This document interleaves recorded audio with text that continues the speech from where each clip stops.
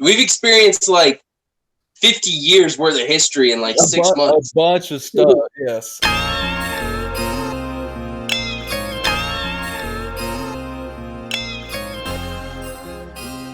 But I guess we could go ahead and just start talking about it, bro. And if more people come in, and we can repeat some stuff.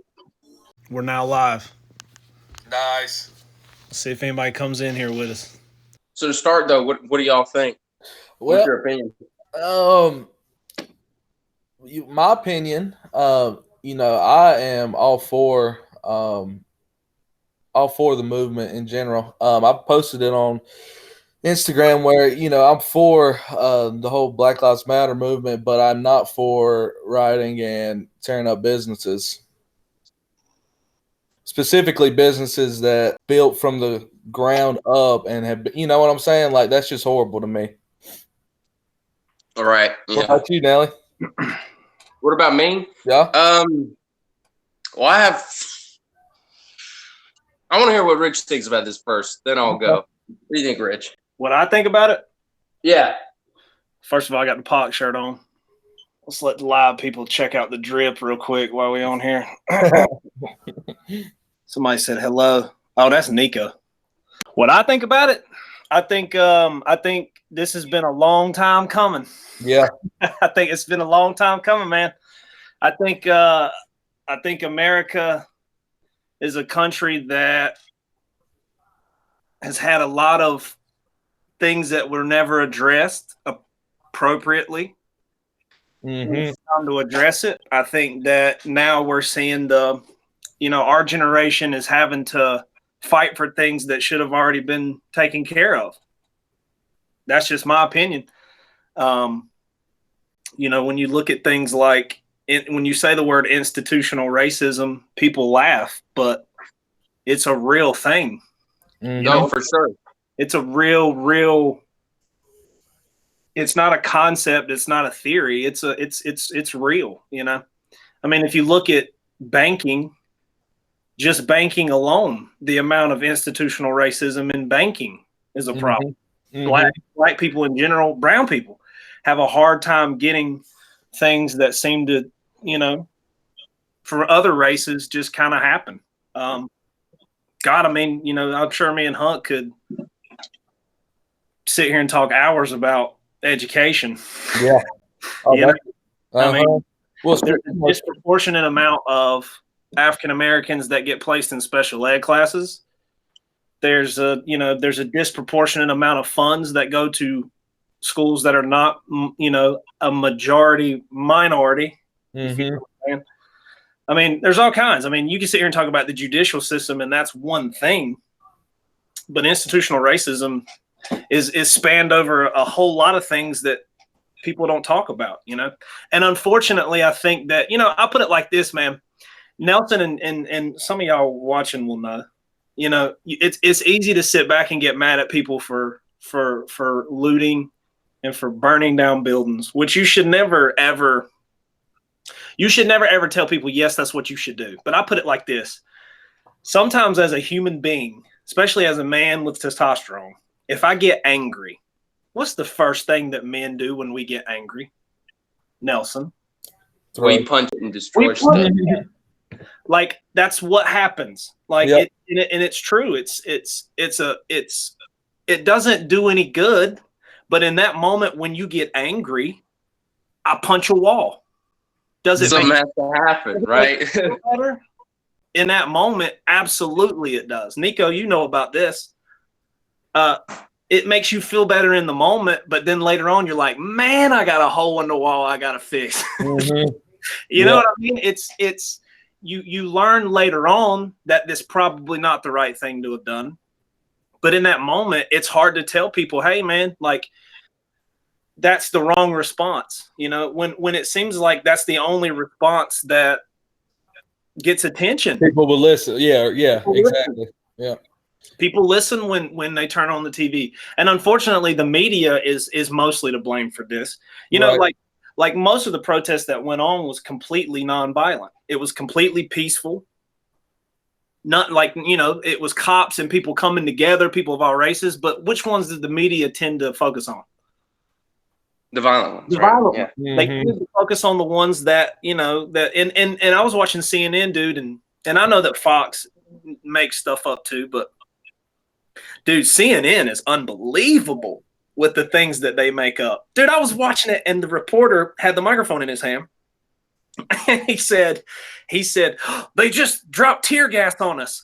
And he started putting on his gas mask and he started going like dramatically coughing and couldn't breathe. And the people that were standing around him were looking at him going, what are you doing? Like none of them were coughing. None of them were like, it was a part of that play that he had to put on. You know, I tell like students, it's the same thing. Like, I mean, ask Hannah, ask Nelson, ask, you know, Johnny Taylor, ask anybody. It's the same thing as when during hurricane season. News reporters, like we all know what wind looks like. Oh, yeah. We know what a hurricane is. But in order to get ratings, they send a guy out to stand in the ocean.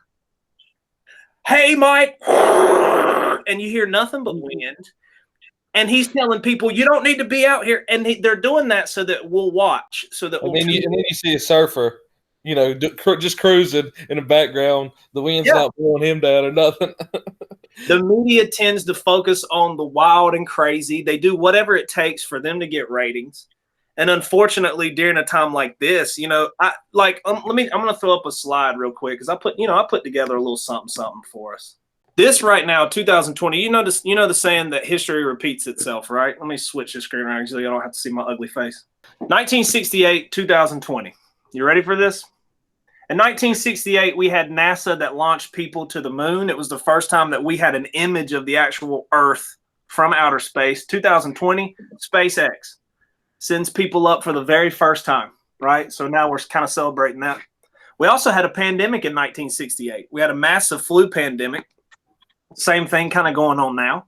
Now is way worse, you know. We had riots, protests. There were violent riots. There were way more violent riots in 1968. But in 2020, we're kind of seeing the exact same thing about the same topic, by the way. Right. And it was an election year. And I think that all of these things matter, man, because when you have an election year, things tend to be politicized, man. And unfortunately, the government and the media are using certain events for their benefit. If you flip over to Fox News, all they're going to be doing is selling you on how Trump is handling this the exact way he should. If you flip over to CNN, all they're going to be talking about is how Trump isn't handling this. It's not really about the issue. It's not really about what's going on. How do we move forward? What do we do? It's mostly about getting that vote come November. And I think that that's the massive problem with this, is if this wasn't an election year, it probably wouldn't be as wild as it is. Uh-huh. But that's just my take on it. I mean, I'll throw it to somebody else. So my view on this, or my take on this, is that that racism really it's a surface problem. You know, it's the tip of the iceberg for me. I never viewed in this particular situation racism as being, you know, the whole problem, because it's not. And I would be lying to myself if I said it was not. And anybody who says that the problem is entirely racism, you know, it's ignorant to say that, because there's so much more than that. More specifically, it's a problem with people who are put in a position of power, people who are put in a position of authority, being able to abuse that position of power and position of authority. And yeah, I'm specifically talking about the police. And the problem is that in today's times, not only that, it's been like that for decades. You know what I'm saying? Oh, yeah, for sure. For sure it has. And it's way, way too easy to become a police officer. Way too easy, you know? I mean, we need the police in today's society. We do. But it's a job that should be harder to get, you know? I think that if we're going to fix this problem and we're going to address this problem, we're going to have to reform our police departments. We don't need to kick them out. We don't need to defund them. They need some serious reform, you know? Funding in other areas, maybe. Yeah. Within the police. You know what I'm saying? And let me piggyback on that, because I've also been seeing some people say, like there's a big movement with celebrities to say we don't need police. I mean, hopefully I don't have to explain how crazy that is. I mean, you know, the funniest, there's been a lot of golden videos come out during this. You know, the woman in the wheelchair blocking the target. Yeah. But my favorite video was the guy that jumped out with that pitchfork on his hand, because these kids, apparently, we don't know, threw some stuff at this guy's car, right? Well, the guy does what I would have done. Stop, back up, and get out. And the second he backed up and got out of his car, those kids said what? Call the police. So I think we all know we need cops, but I think Nelson hit it right on the head. There needs to be a more national, universal system to where you properly train police. You know, and I'm ignorant when it comes to police training. I know that, you know, 98% of cops are, you know, they do their job the way that it should be done. But when those 2% don't, boy, yep. You know, it could cause some real damage.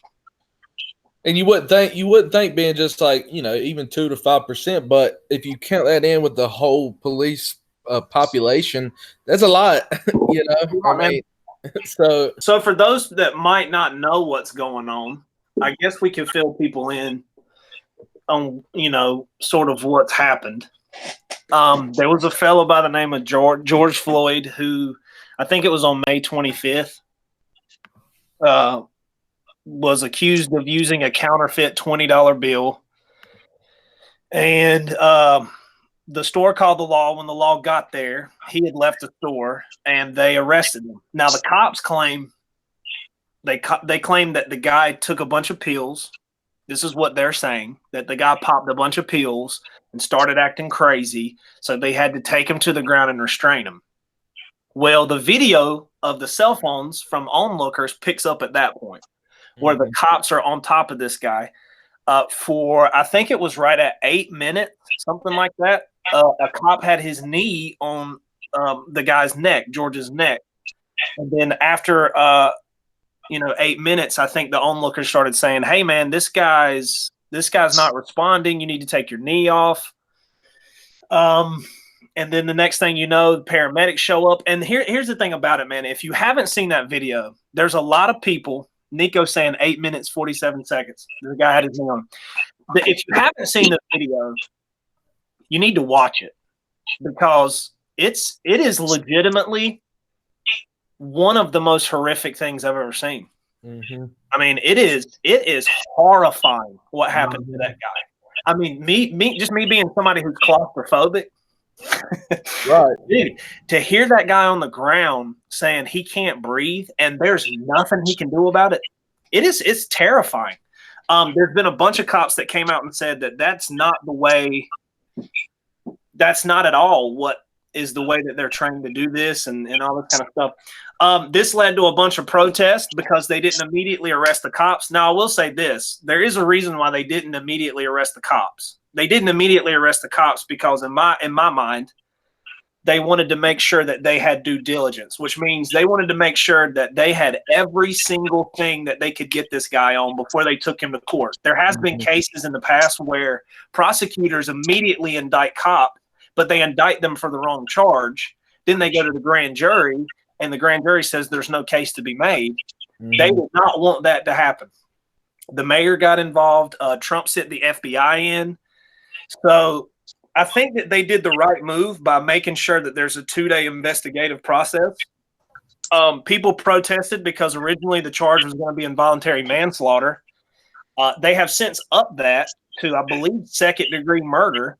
And they arrested all the other cops. There were 3 other cops there with him. Now, I'll tell you what I think is going to happen. Toby, they needed that concrete evidence a little bit more for that second degree, didn't they? They needed that concrete evidence. Yeah. They couldn't. There's a lot of people wanted first-degree murder, but the problem with first-degree murder is you have to prove that he left his house that day with the intention on killing George. Right, exactly. Now, here's what makes this interesting, though. Him and George worked at the same nightclub. They were both security guards. at the same exact nightclub, and they had crossed paths before. The people at the nightclub, see, I was waiting on people in this guy's life, this cop's life. I forget the cop's name, but Derek Chauvin. There you go. Derek Chauvin, the guy that had his knee on his neck. I was waiting on people in his life to come out and say, hey, man, here's proof that this guy's racist. And racism is something that's very difficult to prove in court. Mm-hmm. But it turns out there is some things coming out now about this guy. This guy's had multiple complaints. I have it on my Google sheet here. He has he's been awarded medals before, but he's been involved in 3 different police shootings. One of them was fatal. Him and Floyd had worked at the same nightclub as security guards. It's not clear if they knew each other, but other people said they definitely did. The former owner of that nightclub also said that Chauvin had been over-aggressive when dealing with mostly black clientele. For example, he would respond to fights by spraying the entire crowd with mace instead of just apprehending the people who were fighting.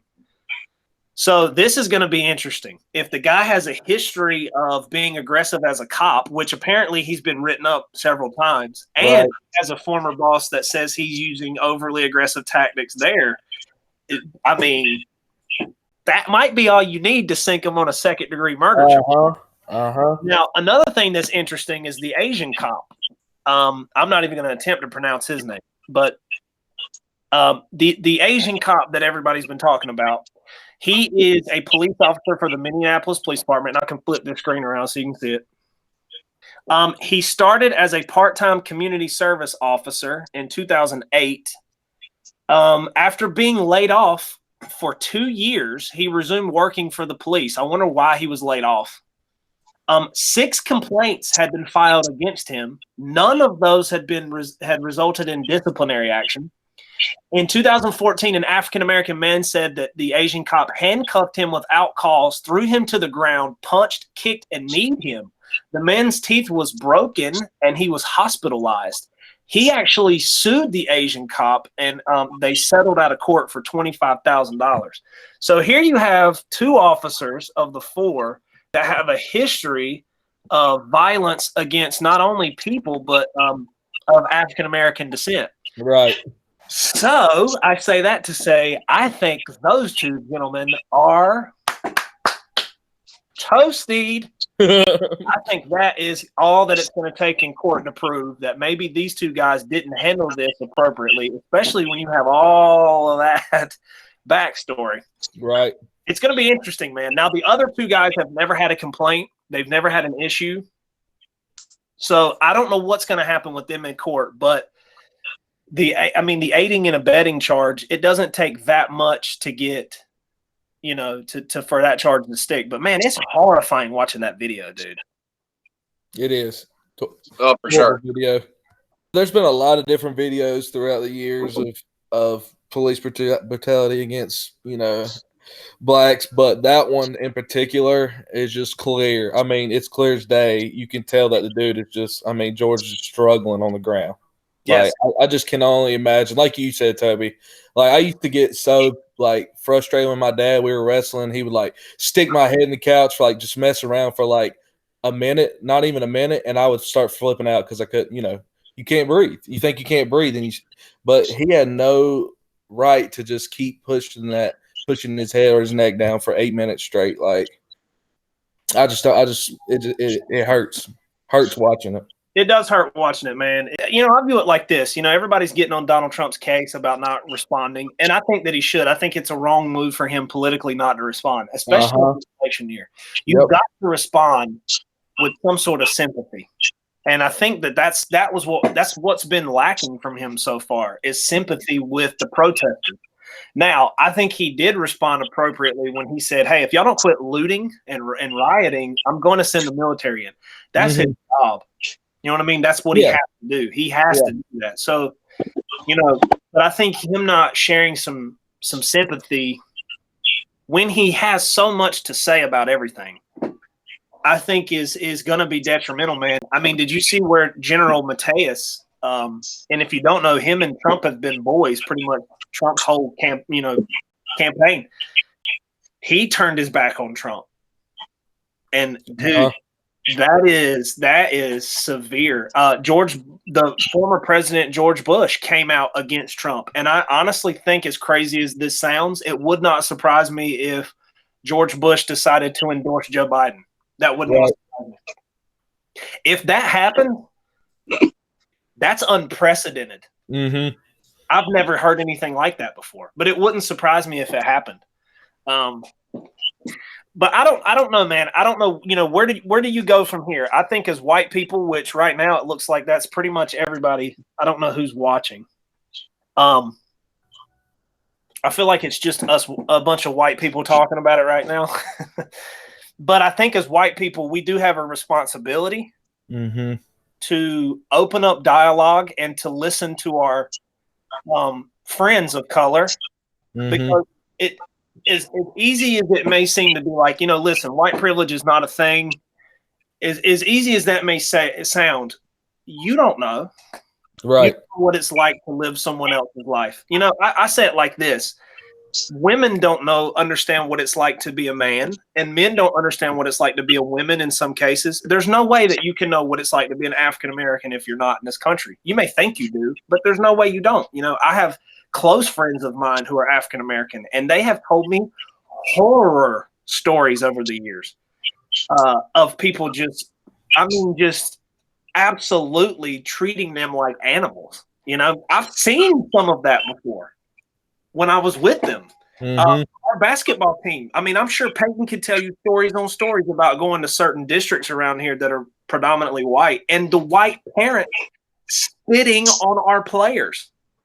I've seen that with my own eyes. It's really strange. And I was talking to a African American friend of mine the other day, and I said, one of the weirdest moments for me, not weird in terms of what just weird feeling, was one day I went over. They invited me to a barbecue, and so I went over there to eat, and it was all black people. I was the only white person, and I walked up, and I felt like, for the first time in my life, race played a part in my life. You know what I mean? Like, I felt my race. Right. I'm like, oh my God, I'm a white guy at and it hit me just like a couple hours ago when I was mowing the yard. That's what African Americans feel like every day. Like, they carry that every day. When they walk into a restaurant and there's 20 white people in there, you don't notice it, but they do.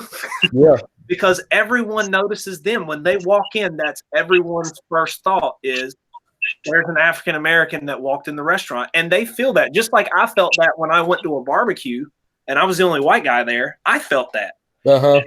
It's a weird feeling, and most of our African American brothers and sisters carry that around with them every day. So I think it's irresponsible for people to say all lives matter. Of course, all lives matter. Of course they do. There's not one barbarian out there saying your life doesn't matter. Of course, but it's not about you right now. It's not about you right now. Exactly right. It's about what's happening to a specific community, and it goes beyond the justice system. It goes into everything. There's one thing that I found interesting about this protest in particular is how global this protest has been. Like, not just nationally, but in different countries around the world. Like, it's making an impact. Yep. And that's why I think this one is so important, is because now other countries are saying it. Yep. So here's the crazy thing, man. What I thought was awesome was like how for the first time in a while, it feels like everyone is just in agreement that it sucks what happened to this guy. Like, there's no one on the opposing side. Everyone agrees. There's protests in all of the states, Right. It's especially now when it feels like everything is either black or white or, Republican or Democrat. It's really good to, I guess, see that we're all at least on one side on this one issue, that this guy shouldn't have died the way he died, Yeah, I agree. I think it's that video is horrifying. it should be. And here's the crazy thing, man. What if, how many incidents like that one weren't caught on video? Right. Exactly. How many people have been murdered that way that we didn't see, and it's that video. I think it's kind of crazy to think, like, if you could go up to that guy when he was alive and say, listen, man, I know this is going to be a crazy concept, but what's going to happen to you is going to change the world. Mm-hmm. Like, and that's happened. Like that one, what happened to that one guy has potentially changed everything. Yep. And that's what's crazy, man. Should have happened many years ago when Trayvon Martin. He should have been. You know what I'm saying? It should have happened a long time ago. And we're so quickly to forget. Just modern day, Trayvon was probably one of the first ones I really remember, like protesting, like, you know what I'm saying, like that was when Trayvon Martin got shot.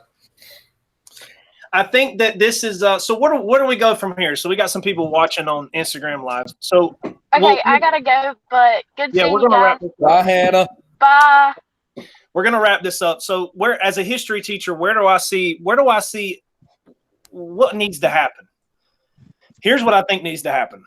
I think that, you know me, I love race cars, not Budweiser, but I think that I'm gonna equate this to like a race car. I think that movements are like a car. The engine is the energy. The engine is the emotion. The engine is the passion that people have. The body is the people. The body of the car would be the protesters. It would be the body of the people. And right now, the body's there.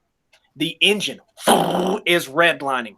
The gas would be an incident that got the engine hot. We have murders and we have all this injustice. The gas is there. The engine's going. The body's there. But here's what it's missing. It's missing a driver. It's missing someone like Martin Luther King who could unite an entire group of people. When he showed up, everybody paid attention. And he was able to put that engine in drive, and he was able to give that movement traction. And I think right now, the engine's going, the body's there, but it needs a driver. It needs somebody that knows, that's smart enough in history, smart enough in law to take this car somewhere, because there's a lot of injustices that need to be fixed. These four cops are the tip of the iceberg, like what I said. They're the tip, man. And I think there's so much momentum going now that if this, and people think, well, the cops are arrested, the movement should stop.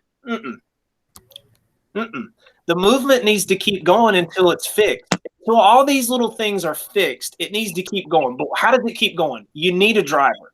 You need somebody